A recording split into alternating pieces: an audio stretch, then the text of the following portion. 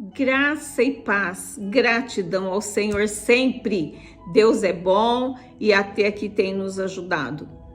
Que essa palavra venha edificar a sua vida, a sua fé e que você seja abençoado dentro da ministração de hoje. Amém? Em Gênesis capítulo de número 38, a palavra vai dizer que Judá e Tamar, né? Fala sobre a história de Judá e Tamar, que interrompe a história de José. E é importante porque fala do nascimento de Pérez, um dos antepassados do rei Davi, e de Jesus. E também mostra alguns dos costumes e normas de conduta daquele tempo. Mais do que lutar pelo direito de ter um filho, Tamar está preocupada em garantir os direitos de Er, seu falecido marido, de ter seu nome preservado através de um descendente. Para tanto, Tamar coloca em jogo sua honra e sua própria vida e acabou entrando assim na lista dos antepassados do Messias. Gente, eu não consigo não dizer que essa mulher teve uma atitude de coragem, um ato de coragem muito grande. Ela foi muito corajosa e ela estava lutando por um direito, né? Por um direito. Segundo a lei do levirato, costume segundo o qual o irmão de um homem que morresse sem deixar filhos deveria se casar com a viúva a fim de gerar um filho que seria o herdeiro de seu finado irmão. Isso está lá em Deuteronômio, capítulo 25. O cunhado só teria relações até gerar o herdeiro. A partir do momento que a viúva engravidasse, ela ali continuaria viúva, né, pro resto de sua vida. Bom, e é dentro desse fundo, desse pano de fundo que vou ministrar e que vamos falar sobre essa palavra hoje. E diz assim o capítulo 38, no versículo 1 em diante. Por esse tempo, Judá se separou dos seus irmãos e foi morar na casa de um homem chamado Ira, que era da cidade de Adulã. Ali Judá ficou conhecendo a filha de um cananeu chamado Sua. Judá casou com ela e ela lhe deu um filho, a quem ele chamou de Er. Ela ficou grávida outra vez e teve outro filho, a quem ela deu o nome de Onã.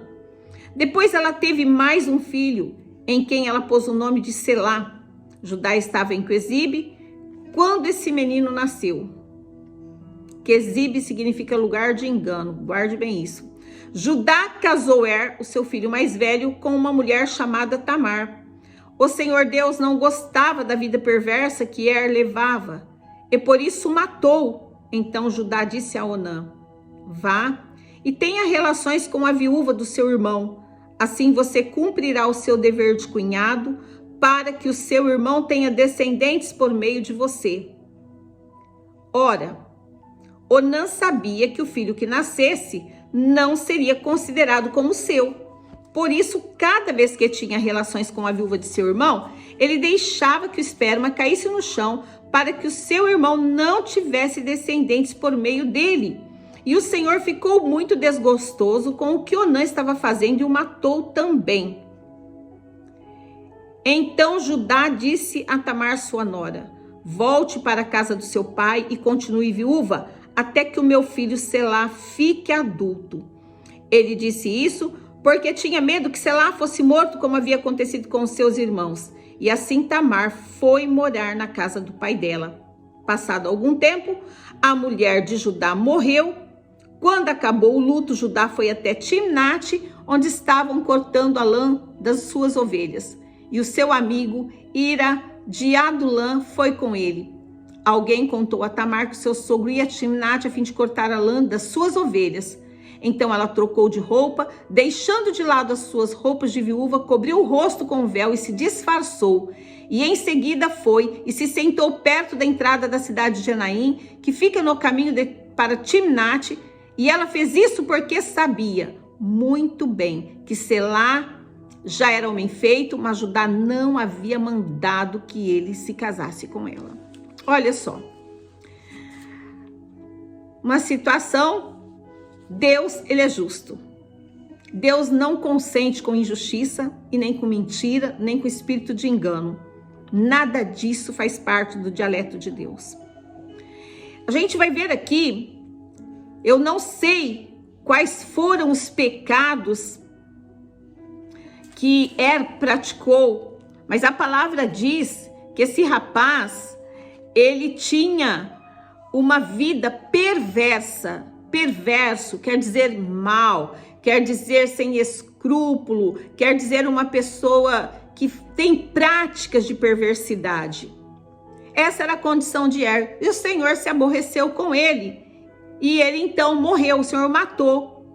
Então Judá disse a Onã, o outro filho, olha, vá e tenha relações com a viúva do seu irmão, como eu disse para você, li no princípio aqui dessa palavra, diante da lei do levirato, para que ela então concebesse, né? E que o irmão dele tivesse descendentes através dele. Mas Onã, ele agiu de uma forma mesquinha, ele não queria não só dividir a herança, porque a herança do primogênito era dobrada, como também levanta-se a hipótese de que ele queria continuar mantendo relações com a viúva do seu irmão. Fato é que eu não sei quais das duas situações pesam mais, mas o que acontece? Eu sei que o Senhor Deus aborrece o espírito de engano, como eu disse. Deus não consente com mentira e nem com engano. Será que esse moço, vindo de quem ele vinha, sendo filho de quem ele era, ele não conhecia as leis de Deus? Será que ele não sabia que Deus jamais tem o culpado por inocente? Será que ele não sabia que o Deus Todo-Poderoso de Israel era onisciente, onipresente, onipotente, soberano? Tem pessoas que conhecem Deus, sabem quem é Deus, mas tem um certo prazer ou um descuido, ou sei lá que nome daria para essa atitude, brincam com a santidade de Deus ou ignoram quem de fato nosso Deus é. E é claro que isso não vai ficar impune. O Senhor também mata Onã. A palavra vai dizer então que Judá, ele fala para sua nora: volte para a casa do seu pai e continue viúva até que o meu filho Selá fique adulto. Só que ele falou isso da boca para fora. As intenções dele, de fato, era não dar esse filho para casamento para Tamar, porque ele estava com medo. Como a palavra diz, ele disse isso porque tinha medo que Selá fosse morto, como havia acontecido com seus irmãos. E Tamar vai para a casa do pai dela. Judá aqui, ele não assume que havia um problema dentro da sua casa. Ele começa a pensar que Tamar é o problema. Fato é que ele fala algo, ele dá a sua palavra, assume um compromisso que ele não cumpre. Ele não cumpre. E aqui, onde eu chamo essa mulher, eu acho que uma passagem assim, que fala muito de coragem, essa mulher foi muito corajosa, porque ela sabia os direitos que ela tinha, e ela foi lutar por eles, pelo seu direito, de forma, na condição que ela tinha. Ela que pensou, criou um projeto e ela disse: eu vou executar, eu preciso ser honrada. Esse homem não está sendo honesto comigo, ele está mentindo para mim, eu não aceito, eu tenho esse direito, eu vou lutar por esse direito. Sabe, muitas vezes nós nos calamos por medo das consequências, ou até por medo de enfrentarmos certas situações, a gente acaba se acomodando e perdendo o direito daquilo que o Senhor mesmo já nos deu. Se Deus é com você, se você sabe que essa causa que te envolve, ela é justa, se você sabe que aquilo que está te levando a enfrentar essa batalha é por um ato de justiça, o Senhor te honrará. O Senhor te honrará. A palavra vai dizer então que certo dia, essa mulher com certeza ela não descansou, né? Com certeza essa mulher ela deve ter ficado assim, de olho e ali pensando como vou resolver esse problema. Até que um dia surge uma oportunidade. Isso é muito inteligente a gente também analisar.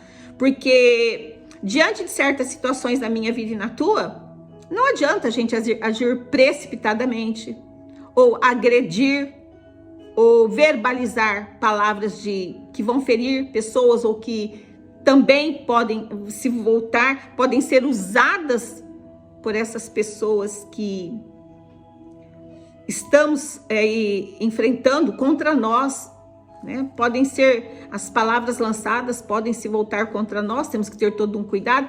Eu acredito que até aqui agora, lendo essa parte da palavra, que ela não só foi corajosa, mas ela foi inteligente, ela foi sábia, ela esperou o momento oportuno para que ela então entrasse em ação e ali buscasse os seus direitos. A palavra vai dizer que quando acabou o luto, né, passado algum tempo, Judá vai até Timnate, onde estava cortando a lã das suas ovelhas. E o seu amigo, Ira, de Adulã, foi com ele. Alguém contou a Tamar que o seu sogro ia a Timnate a fim de cortar a lã das ovelhas. Então ela trocou de roupa, deixando de lado as suas roupas de viúva, cobriu o rosto com um véu e se disfarçou. E em seguida foi e se sentou perto da entrada da cidade de Enaim, que fica no caminho para Timnate. Ela fez isso porque sabia muito bem que Selá já era homem feito, mas Judá não havia mandado que ele casasse com ela. Quando ela viu que ele não cumpriria sua palavra, ela então coloca um projeto em ação. Ela começa a executar um plano. E nesse plano, ela vai se disfarçar, ela vai se descaracterizar de quem ela era para ter uma performance, se vestir como uma prostituta, né? E quando Judá a viu, ela vai para o caminho, né? Onde Judá passaria, e quando Judá a viu, pensou que era uma prostituta, pois ela estava com o rosto coberto. E ele foi falar com ela na beira do caminho, sem saber que era sua nora, e disse: "Você quer ir para a cama comigo?" Ela perguntou: "Quanto é que você me paga?" Ele respondeu: "Eu lhe mando um cabrito do meu rebanho." "Está bem", disse ela, "mas deixe alguma coisa comigo como garantia de que você vai mandar o cabrito." Judá perguntou: "O que você quer que eu deixe?" Judá desce muito aqui, né? Olha só, o que você quer que eu deixe? Ele estava disposto a qualquer coisa por uma noite de prazer. Ela respondeu: "Não é muita coisa não. O seu sinete com o cordão e também o bastão que você tem na mão." Então Judá entregou os objetos. Ele teve relações com ela e ela ficou grávida. Tamar voltou para casa, tirou o véu e vestiu as suas roupas de viúva. Gente, não dá para não falar sobre isso, né? Olha que ponto que esse senhor chega, né? Como ele desce tão baixo, como ele tem uma atitude, é meio que incompreensível. Meu Deus, meu Deus. Ela disse para ele, né? Ele estava disposto a qualquer coisa. Isso é tão triste, gente. Porque você não tem ideia, tudo que identificava ele, tudo que identificava esse homem, ele entregou na mão de uma prostituta, né? Uma prostituta.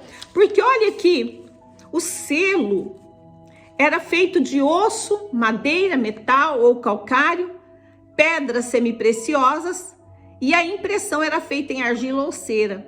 E o selo era a assinatura daquela época, né? Não tinha uma assinatura digital como nós temos hoje. O selo era a assinatura de quem o tinha. O cordão, o selo seria como o nosso CPF, RG também nos dias de hoje, né? O cordão era um cordão que poderia ser uma joia, um artesanato, valor e preciosidade alta, não eram baixos. E o anel selo que estaria ali seria um porta-joia, né? Que levaria a pessoa a ser identificada por ele em praticamente todo lugar. Ou seja, o cordão levava o selo como porta-joia, o cordão, que ali serviria para identificar o proprietário daquele pertence, daquele utensílio. O bastão. O bastão, nós sabemos que é um instrumento de trabalho específico. Quem tem um bastão era pastor de ovelhas, ou identificava uma categoria, né? Uma insígnia de comando, de dignidade, que identificava também quem tivesse o bastão ou o cajado. Veja bem, Tamar tirou de Judá quaisquer elementos que o identificasse como pessoa, como líder, como trabalhador. Tamar pegou dele tudo que trazia identidade para aquele homem. E o pior que ela não só pegou, o pior foi que ele entregou por uma noite de prazer.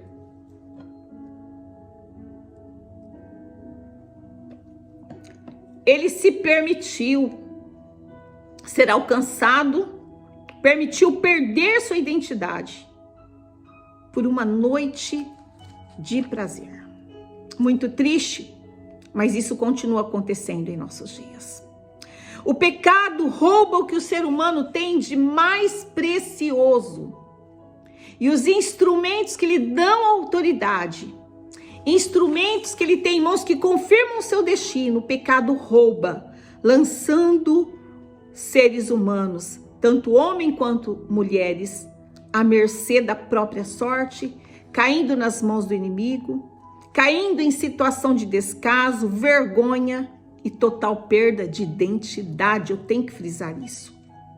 O pecado rouba o que nós temos de mais precioso quando nos permitimos ser alcançados por ele. Judá foi traído por sua luxúria, sua falta de disciplina, sua paixão carnal, sua falta de domínio próprio traiu aquele homem. E eu não posso deixar de falar.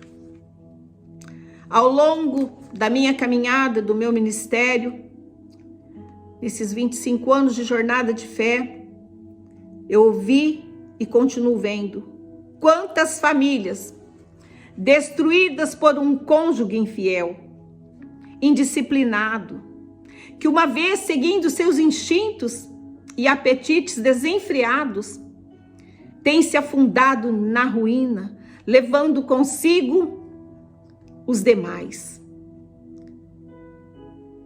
Quantos líderes familiares, sacerdotes que deviam cuidar da sua família, como sacerdotes do lar, têm destruído a vida dos seus filhos, esposas e maridos, vice-versa, sendo instrumento do inimigo, se entregando ao prazer desenfreado da carne, à luxúria, tem se entregado aos caprichos de suas concupiscências, seus desejos desenfreados, destruindo igrejas, projetos e planos de Deus. Toda pessoa que entra por esses caminhos deixa um rastro de dores e de ruína atrás de si incalculável. Pessoas que não respeitam os princípios de Deus, não respeitam as ordenanças da palavra. Essas pessoas, elas seguem a passos largos para a destruição, destruindo vidas. E muitas vezes, seus próprios familiares são tombados na beira do caminho, salvo a mão de Deus os alcançar, talvez não tenham chance de ficar de pé novamente. Todas as vezes que alguém partisse para se envolver em atos de indisciplina, atos pecaminosos, apetites desenfreados, que lhes roubam a estrutura da família, ferem filhos e matam inocentes, E não é exagero, é realidade. Talvez se houvesse antes, quando o desejo vem, se essas pessoas buscassem ao Senhor, implorassem o favor de Deus, se humilhassem diante do altar. Mas eu percebo que muitas vezes, diante de tudo aquilo que eu conheço e que eu já acompanhei, que as pessoas cedem de uma forma muito rápida e voluntária. Não tem resistência. Porque se houvesse resistência, se buscassem ao Senhor, certamente o desfecho da história seria outra. Sem arrependimento e correção, não existe restauração. As pessoas não se arrependem, não querem ser corrigidas, não aceitam serem corrigidas, ensinadas, não aceitam ser tratadas emocionalmente, porque na psicologia, a traição, a falta de caráter, muitas vezes, acho que 100%, também é um desvio de conduta, é falta de caráter. Sem arrependimento e correção não haverá restauração. A palavra de Deus diz no livro de Provérbios, no capítulo 28, no versículo 13, o que encobre suas transgressões nunca prosperará, mas o que confessa e deixa alcança misericórdia. Nós vamos ver aqui que Tamar, esse homem sem noção, esse senhor que vem cometendo aí uma sequência de erros, ele mais uma vez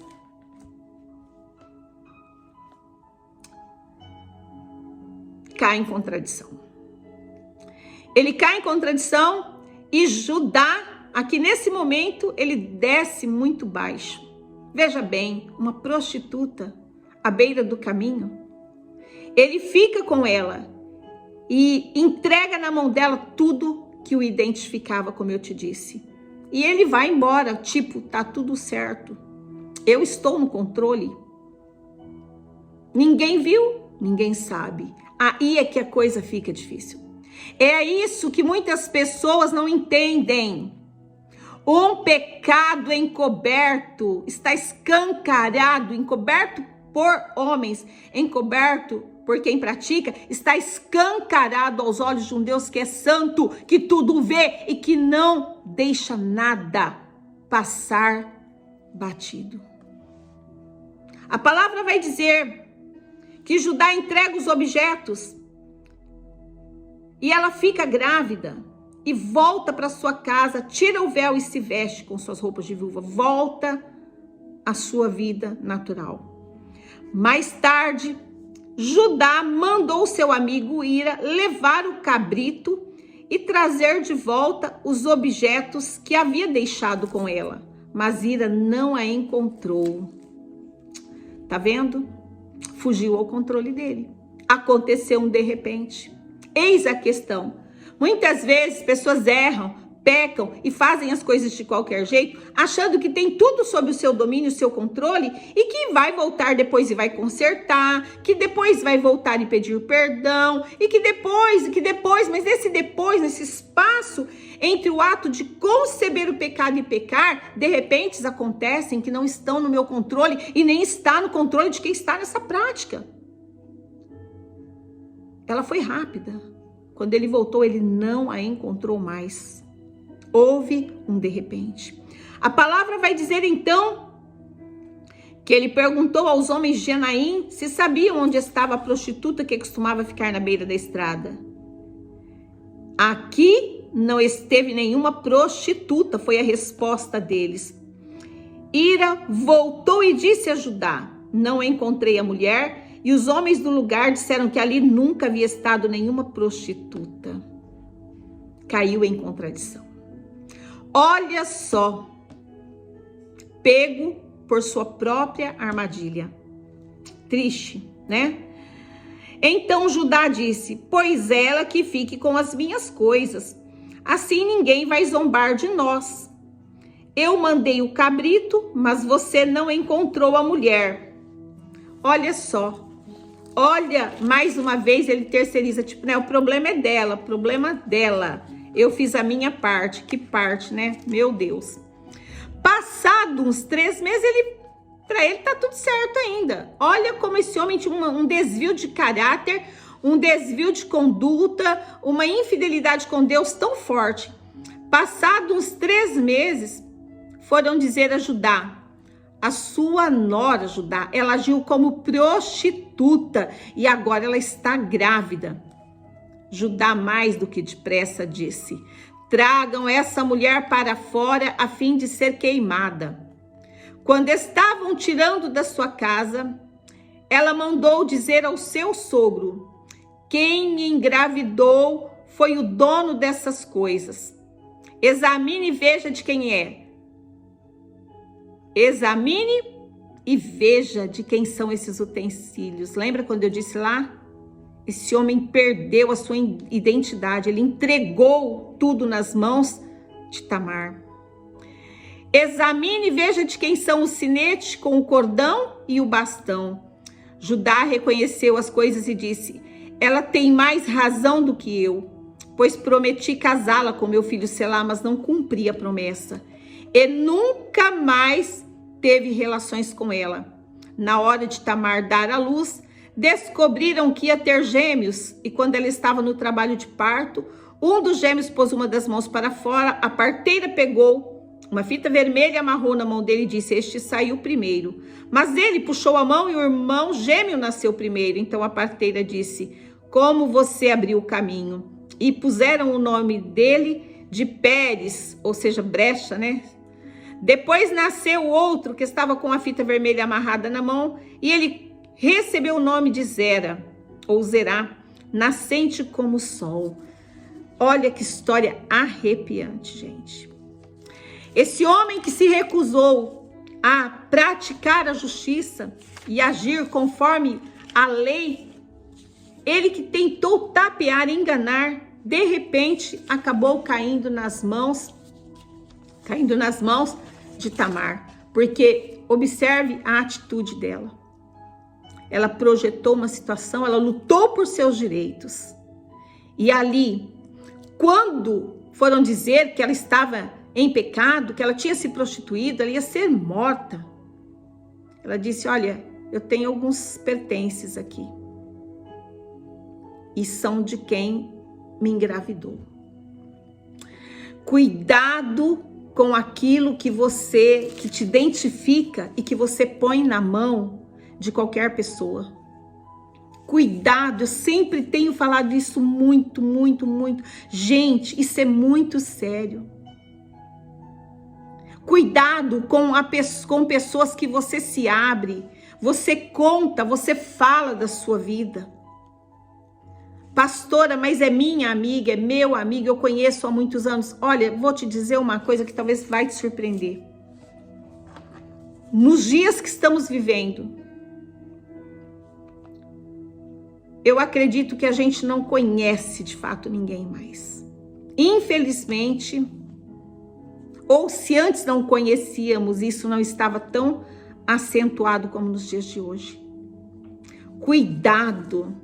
Tenha cuidado, você pode estar, através das tuas palavras, através dos teus desabafos, dos momentos aí de pressão, opressão, de angústia, você estar entregando ferramentas, você estar entregando aí na mão do inimigo situações, palavras, e você pode perder a sua identidade. Você pode ter uma verdade distorcida quando ela cai na mão de uma pessoa errada. Uma pessoa que não tem boa índole, um mau caráter. Uma pessoa que está sempre aí com segundas intenções, não se sabe. Pode distorcer uma história de uma tal maneira e você ser colocada numa situação de muita dificuldade. Você viu aqui, Judá, ele entregou para ela tudo que o identificava. Eu disse para você que o pecado rouba de nós o que temos de mais precioso. roubam a nossa identidade, a nossa paternidade em Deus. Seja prudente. Cuidado com quem você partilha ideias, com quem você conta intimidade. Cuidado, cuidado. Tenha cuidado, seja cauteloso. Por outro lado, quero te dizer, se você for corajoso, corajosa o suficiente dentro dos seus direitos para lutar por aquilo que lhe compete, Deus também será fiel com você. Você não será envergonhado. Você não será envergonhada na tua fé. Tamar foi corajosa. Eu diria uma palavra que identifique essa mulher, eu diria coragem. Ela lutou por aquilo que lhe era de direito. Se você tem certeza que isso é teu por direito, que você está andando corretamente com Deus, enfrente o teu inimigo, lute por tudo aquilo que você sabe que é teu, você tem direito, o Senhor tem estado com você, você tem Deus, o aval de Deus para avançar, então prossiga. Não tenha medo, porque Deus, Ele fortalece as mãos daqueles que confiam nele e que andam retamente com ele. Mas a mão do ímpio, do mentiroso, do covarde, a mão daquele que age com segundas intenções será enfraquecida pelo próprio Deus. Guarde essa palavra, que você tenha aí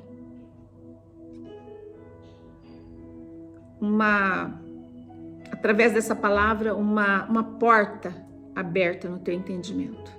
Que Deus te proteja, que Deus te abençoe, que Deus faça resplandecer sobre ti a paz dele. Amém? Que Deus te abençoe poderosamente.